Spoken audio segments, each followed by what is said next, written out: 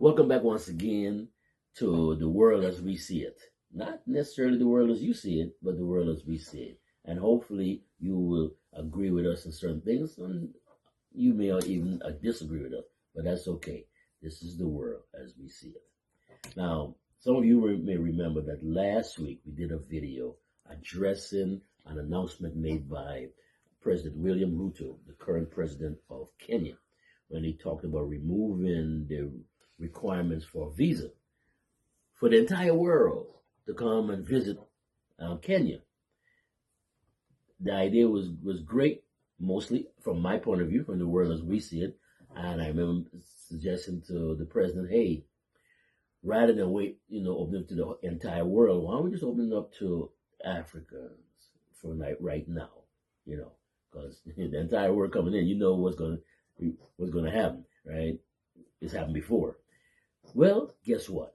This week, President William Ruto made another announcement and basically said that when it comes to Africans visiting Kenya, by the end of the year, they were going to remove all requirements for visas. Now, I don't know if, when he said Africans, if that includes those of us in the diaspora, people like you and me, right? We're going to wait and see. Maybe hopefully that's going to be the case. But it's a great first step in the Pan-African direction. And to top that off, the current president of Rwanda, Paul Kagame, this week also made a similar announcement that Africans traveling to Rwanda will no longer need a visa. So we've got Kenya and we got Rwanda, who are in the process of removing these borders that were imposed upon African people by former colonial masters. Back in 1886, I believe it was, when they had the Berlin Conference. They call it a conference. I call it a tragedy, because they sat down and looked at Africa as like a big giant birthday cake and carved it up and said, okay, Britain, you take this. France, you take that. Germany, you take this. Belgium, you take that. Right? Great opportunity for them.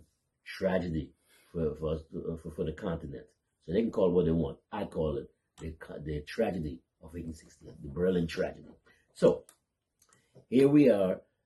We've got two countries that both happen to be in East Africa. It seems as though this Pan-African idea is stronger in East Africa than it is in other parts of the continent. But we're hoping that it will spread, sort of like, I don't want to say a virus, but maybe are they good viruses or bad viruses? If it's a good virus, I hope it spreads like a good virus. Mm-hmm. And that other countries around the continent, Ghana, Nigeria, Senegal, and so on, will follow suit and say, you know what?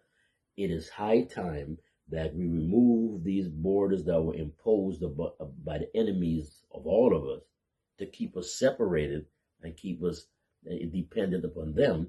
Let's remove them.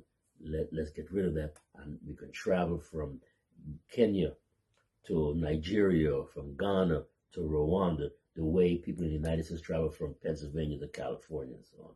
So we're going to play a little bit of the speech by both men, not all of it because it's kind of long, but a little bit by both men, so you can get a taste of what I'm talking about.